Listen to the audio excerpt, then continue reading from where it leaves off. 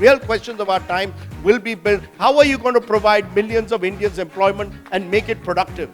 How is it that the ASA report, an education research, says most Indians in 8th standard don't know how to divide in schools across India today?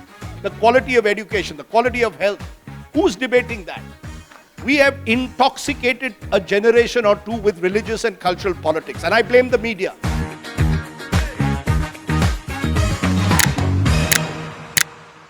Thank you very much, Eric, for having me here. It's wonderful to be in such a wondrous setting, and always a delight. I've come after a few years, so that makes it even more special. And it's always good to come with a book that is just out. I just saw the Hindi edition, which has come out in remarkably quick time. So grateful to Harper for doing that. And good to see it here at the session, both Hindi and English. I believe in India, you must publish in as many languages as you can. That's the future. That, to my mind, represents this country's unique diversity and one which we should treasure and take forward. Exactly. And before we talk about how these elections surprised India and go back to the elections that changed India, I want to just ask you, when was it that you knew that you wanted to enter this field where you'll be tracking the surprises and the changings of this world? When was it that you knew the lure of media called you? You know, I'd love to say that I was born a journalist. And then I realized that that's the biggest lie in the world. I was obsessed with playing cricket for India. My late father played cricket for India, and quite remarkably, is still the only Goa-born cricketer to play for India. Never saw a cricket ground till he was 17 and was playing for India at 21. I've always believed that musicians and sports persons are touched by the gods. There's something divine about sports and music that sets them apart. Journalism just happens. If you're not successful in anything else, there's always journalism. I'd love to say that too. But look, I remember distinctly as an 11-year-old obsessing over an US presidential election, Ford versus Carter, 1976. And I just willed Carter to win. I don't know why. Don't ask me any reason. Maybe the idea that a peanut farmer was taking on, General Ford just was so attractive. And I guess that was the first whiff I remember of an election. 1 year later in this country, there was this fascinating election of which more should be written. 1977, the mighty Indira Gandhi was defeated by the opposition. And again, I was this obsessed young kid rushing to school to tell everyone I could meet, Indira Gandhi has lost, Indira Gandhi has lost. So when you're 11 and 12 and you have this sort of passion for elections, I guess it stretches to when you're 60. This is not just documenting elections. This is documenting India. If you read the book, it's an India book. And the last 15 years in this country have been the most fascinating that we've seen for a long time. Ever-changing, deeply polarized, but must be books that are written for the next generation. People 25 years from now should know what happened in India in the first quarter of this century. And when I look back 77, not too much has been written on it. I hope that through these elections, you get a prism into this changing India. That's a long answer to your short question. So it's interesting that you say that you knew you were interested in this since you were 11, and then again those elections of 77.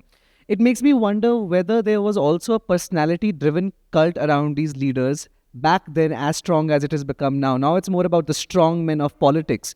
But was it also the personality around these figures that had evoked something in you? Sure. Let me just finish that the earlier question when I spoke about cricket. My late father had talent. I didn't. To be a cricketer, to play for India, you have to have a huge amount of talent. Journalism doesn't require that. So let's get that out of the window. That's why I believe an actor's son or daughter can be an actor. Businessmen's children can be businessmen. Sportsmen cannot. My dad would always tell me, you are going to have to go and score the runs. I can't do it for you. So that's my answer to that earlier question. But you spoke about personality cult. It isn't as if personality cults only came with Narendra Modi. Jawaharlal Nehru. Read anything about the 1950s. Nehru was a personality cult and consciously at one level cultivated it. Indira Gandhi in the 1970s, a personality cult was built around her. To some extent, the BJP tried it with Vajpayee too. The man India awaits. Mr. Modi has taken it to another level, helped by an entire machine, particularly a multimedia machine. This is an age where it's easier to perhaps create that personality cult if you know how to use this media machine. And Modi is a PhD in that. He doesn't need to go to Harvard to do that. He has mastered the art of optics. We can speak about the negatives and what go. A personality cult can be divisive, and it can at one level be unifying. And I believe Mr. Modi represents both those trends. Part of his personality cult is hugely divisive, and part of his personality cult can in a way be unifying, because this is a very difficult country to unify. This is an extremely diverse country in the world. I keep saying the most extraordinary country in the world. This is more diverse than America in its pomp. And we are seeing where America is today, a deeply, in many ways, divided and scarred country. But a personality cult will now become it's almost across the world, these strongmen and strong women, who claim that they're going to deliver you. They're Mr. and Mr. Fix-Its, most of them. We're going to come, whether it's Donald Trump in the US, who makes India look good, and Indian democracy look good, and the likes of Modi, who come like knights on shining armor and almost convince you that they will solve the problems of the country. And a large number of Indians who are tired of the status quo, who are cynical of politics as was practiced, who want a new kind of energy in India. In a way, Mr. Modi captured that zeitgeist of post-1991 India. This Hindutva revolution, if you want to call it that, has been building for the last 30, 35 years. And Mr. Modi's just taken it to another level. So I call it Moditva. The personality cult of Modi aligned to religious politics is a pretty intoxicating combination for a number of Indians. But it makes me wonder, because you just said that we are a country that is so diverse, so huge, so incomprehensible almost, and yet it seems like that this energy worked. And it worked in a way where the psyche was convinced that we need something new. But it came with the cost of also telling them that you have been just lied to over the course of the last many years and centuries, that what you were living in isn't the idealized version of India that you should have been living in. It wasn't the utopia, as it were. How did that convincing come to be so suddenly in 2014? Nothing happens overnight. It's been built over a long period of time. The forces that Mr. Modi represents have been in Indian politics for a century. The RSS completes 100 years this year. These forces have always been there. The fact is, during the freedom movement, what Mahatma Gandhi represented meant that this movement could never get the space it desperately desired. The fact that Jawaharlal Nehru was determined as India's first Prime Minister to ensure that India was not a Hindu Pakistan meant that these forces didn't get the space they have. But over the years, as the Congress got more and more deracinated, became this sort of old elite which thought they had a divine right to rule, as a section of it became more and more corrupted, people tired of this sort of old style politics and wanted something new, someone who would represent almost a new style politics. Mr. Modi was there at the right place at the right time. As I said, these forces have been waiting for their moment. So when the old elite began to sort of wither away almost, along comes Mr. Modi as the knight on a white horse. The corruption and the enfeeblement of the Manmohan Singh government gave him that opportunity. But let's be honest, he's the face. Behind him is the army. Behind him are the foot soldiers, who may not represent all that is quite so constitutional, if I may be allowed to use the word, because this constitution was fundamentally built on equal citizenship. And the forces that Mr. Modi represents, or those who are behind him, believe in a majoritarian India. Make no mistake. Let's not pussyfoot around it anymore. That's what it is. Far too many polite audiences don't want to face that reality. Maybe they want to endorse it in their own way. And there has been, the rising tide of radical Islamization, which has taken place around the same period of these 30 years, all of which has led to people sort of almost normalizing this kind of religious, cultural nationalism. The point you made that, we need to almost avenge what happened 400 years ago. There was a mosque built over a temple. Now we are going to sort of rebuild the temple over the mosque. These are the forces that have always been there. They've got normalized. And this is their moment. The center of Indian politics, the gravity of Indian politics has shifted firmly to the right. And, that's, as an observer, I can only observe. As a commentator, I can as a book writer, I can express myself in a way that perhaps I couldn't on a TV program, because these are complex issues. Complexities have no space on television. Television is black and white. The truth of the matter is, in India, you must discover the shades of grey. That's when you discover the diversity of this country. And actually, I remain an optimist in a way because I believe the diversity of India will defeat any attempt to reduce India to one nation, one leader, one religion, one party.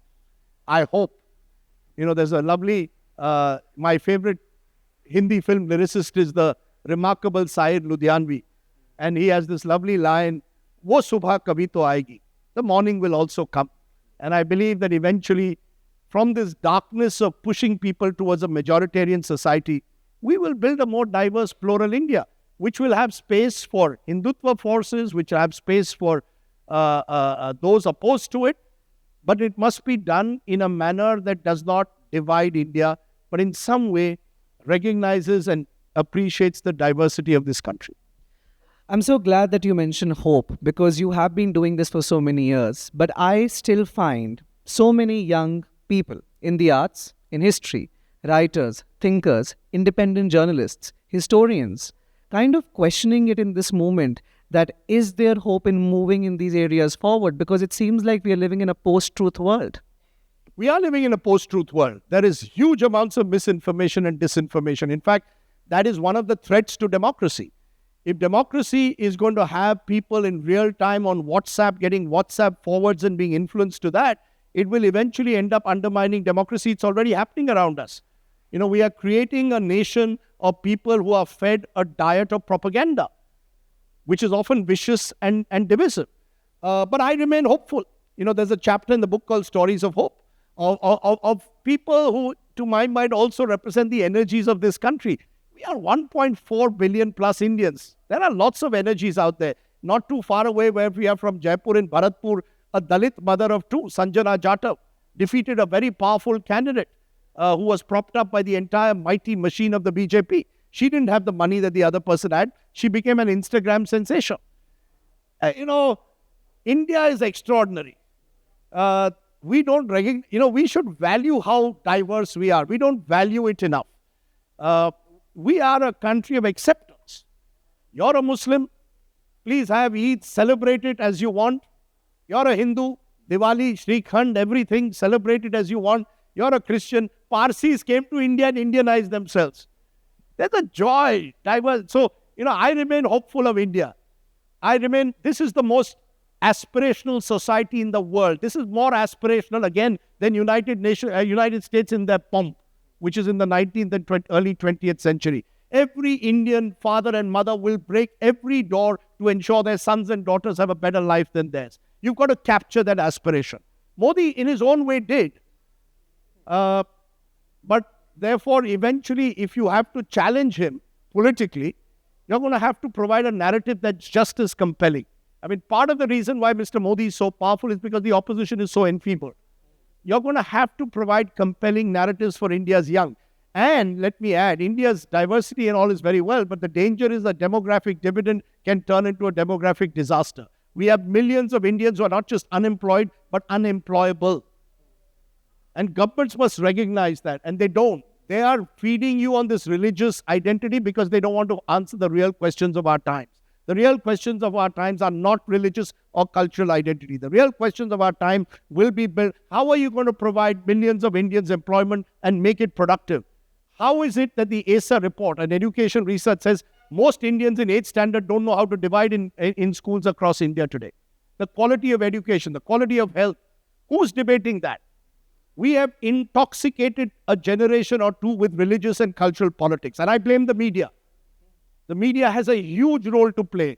We are collaborators and accomplices in what is happening around us. We are creating a generation of Indians who are intoxicated by religion because they can't face the realities of life. And unless we provide equal opportunity and health and education, all this, rewind to cultural nationalism and this populist demagoguery is not what India needs at the moment. I think India needs new energies.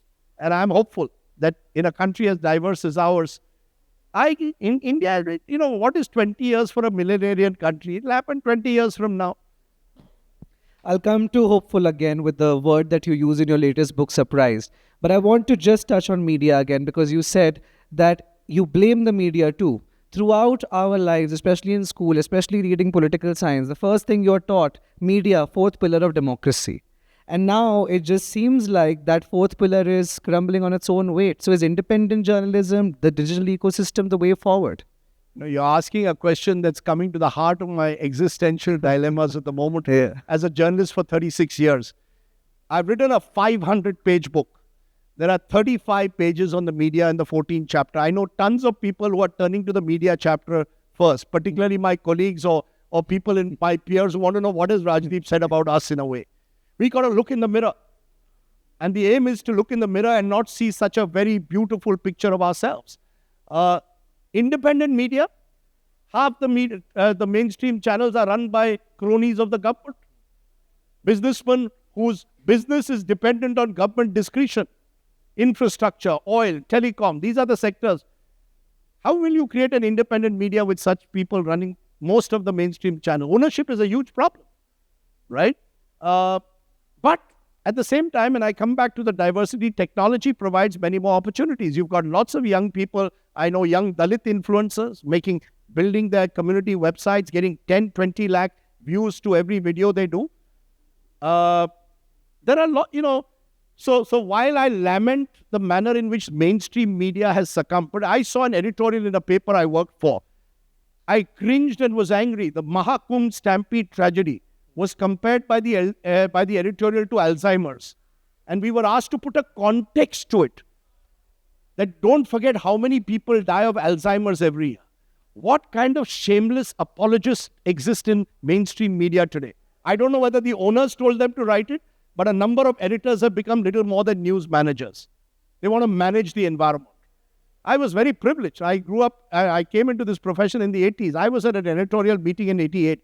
I would have shown you the people around that room, that intellect in that room, of people who had come from the ground, done journalism, done academics, and were discussing the issues of the time. The Cold War was ending. It was fascinating just to be a fly on the wall and contrast the puny people who now populate editorial newsrooms. Puny, timid. I don't know whether their owners tell them to do that or whether that's the way they are. But it speaks very poorly of the so-called fourth estate. Our decline, our diminution, and our loss of credibility as a result are all serious issues, because democracy in India needs to hold governments to account. How many people died in the stampede of Kumbh Mela? Country needs to know how many people died during COVID 2.0. World Health Organization, I have a full chapter in the book on COVID. I would have wished more people read that than the media chapter. 40 lakh people according to WHO. Government of India says 4.5 lakhs. Where is the truth? Who's going to tell you the truth? The media must be asking those questions. I have an outstanding, and it's still there, an outstanding young reporter from a digital website has exposed this Mahakumbh stampede and the lies that have been spread over how many people died from Lallan Top. If he can do it, why can't the mainstream media? So it's not as if there isn't independent media. There is. In a country as vast as ours, we will always have voices that will be of dissent, that will question, that will interrogate. So I'm hopeful again. But I just lament just how easily the media succumb to pressures. And I don't blame individual journalists. I blame the people who control the media. I blame all governments. Let's be very clear. It's not just the government at the center. You go to any state of the government, Bengal, Tamil Nadu, each government, a journalist was arrested for a Facebook post or for a YouTube. The other day, the income tax department has withdrawn the tax benefits to a wonderful young organization of investigative journalism, saying journalism does not fulfill any public purpose. What kind of, and no journalist is going to stand up.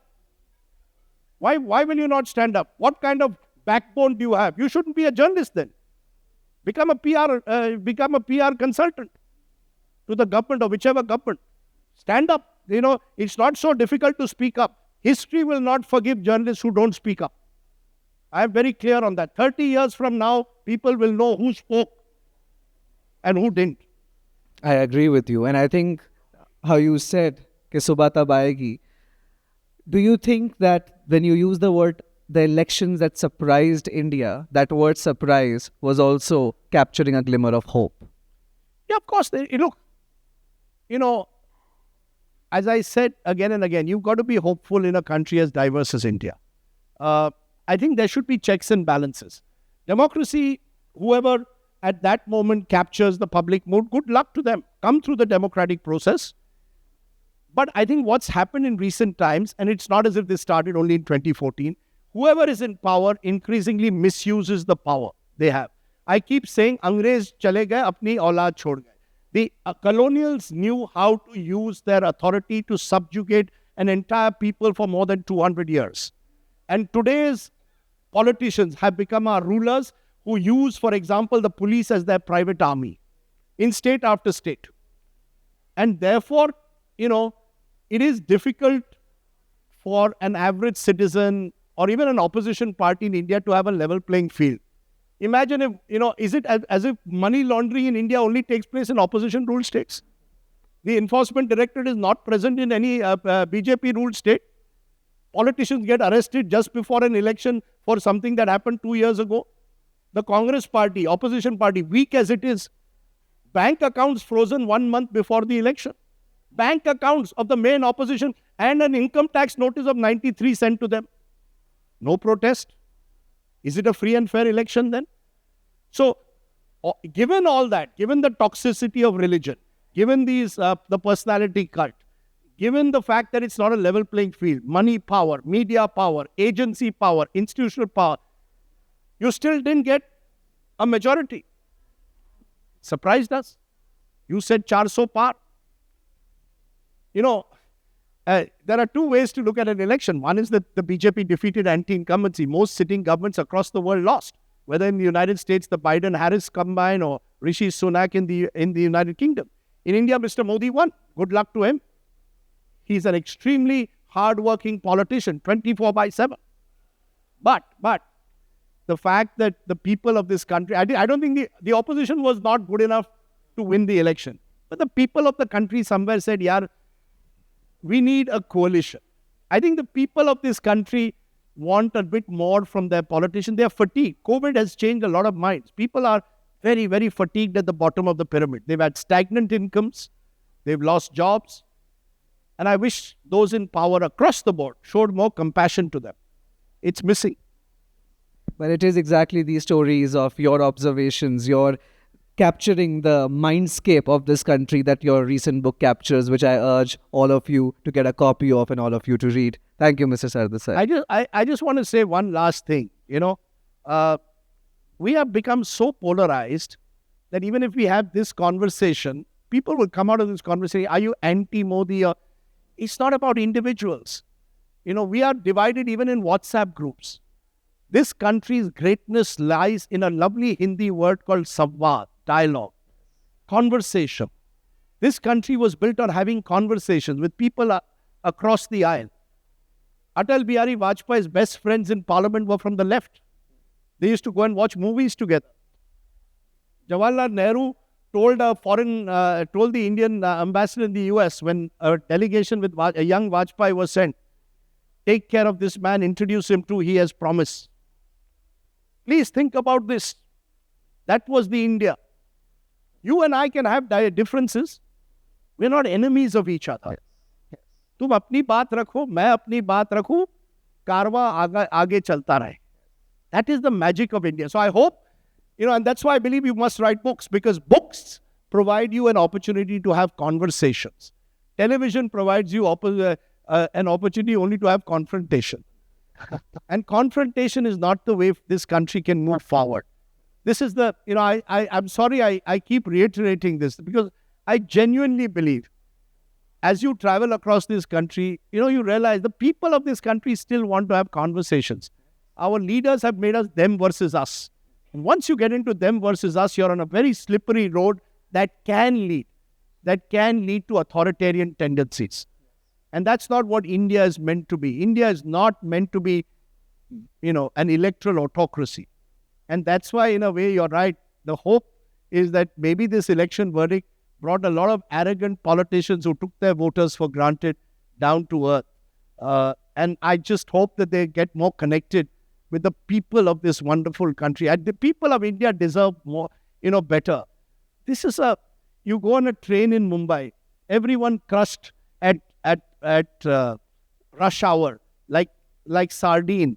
into a compartment, and yet they will be smiling. Someone will be playing cards. Someone will be playing music. Arey, ye ajab desh hai. No other country. You all call all the people from across the world, these writers across the world. None of them match the experiences of our regional writers, let me tell you. They are the ones who smell the salt of this earth. And there is no country like India if you want to discover the genuine mosaic of a very diverse world. And I wish our politics becomes that again. It's become too hyper-polarized, and so has society. And I hope your conversations and lit meets like this recognize that. Yes. That audiences that come here, young, old, recognize what it means to be Indian. It is unique. And I would hate to see a world where that acceptance, somewhat tolerance, I won't use the word tolerance, it goes beyond tolerance. Acceptance. Takes Hinduism's genius is that. The real genius of this great religion is that. I hope that religion is not destroyed into making it just a political vote bank or a mimic of radical Islam at times. India is ये कुछ अलग देश है. इसके धरती में कुछ अलग है. I'm sorry to say, and that keeps me hopeful. That's why I want to end on a more positive note and not make your podcast about just about individuals or politicians. This is about its people. The book is also about its people. I think the people need to know what happened during COVID, what happened in the farmers' agitation, the manner in which politicians play their Sam, Dam, Danda, Bhed politics. And then you hope that amidst all that, there are these little rays of hope in an otherwise area of darkness. This country wouldn't be where it was unless you were hopeful of India. It must make you India is a country only for the optimist. If you're pessimistic about India, then please, then you'll find your little spaces in outside India, or send your children away and then talk about nationalism while your children are comfortable in some American or British university. Sorry for another long answer, but I genuinely feel passionate about the fact that India deserves better. No, your passion is very evident. We don't need to be caught between despots and dynasts. We need to be to find people who represent the energies of this great meritocratic country. The next generation must be built on meritocracy, not on whose son or daughter you are, nor should it be built on people who believe only they know best, but people who are willing to talk to others, work with others, and build conversations and not confrontation. And I hope, in conclusion, that we in the media recognize the important responsibility that we have of being a media in a country as diverse as ours. Do not try and force others to accept your view. Learn to listen to voices other than your own and your echo chambers. Thank you. Thank you, Mr. Sardesai. I think Mr. Sardesai was so right when he said, and he looked at that moment in time when he was young and he was in that room where there was just that intellectual simulation, that conversation going on. And that you see over here at literature festivals like these. Look at the lines out there. Look at our venues being completely filled. I think there is hope. I think there is that hunger for curiosity and conversations as long as this can keep happening. Thank you, Mr. Sardesai. And thank you, everyone, for being a part of this. And thank you to all of you for viewing this episode of Jaipur Bytes. Thank you.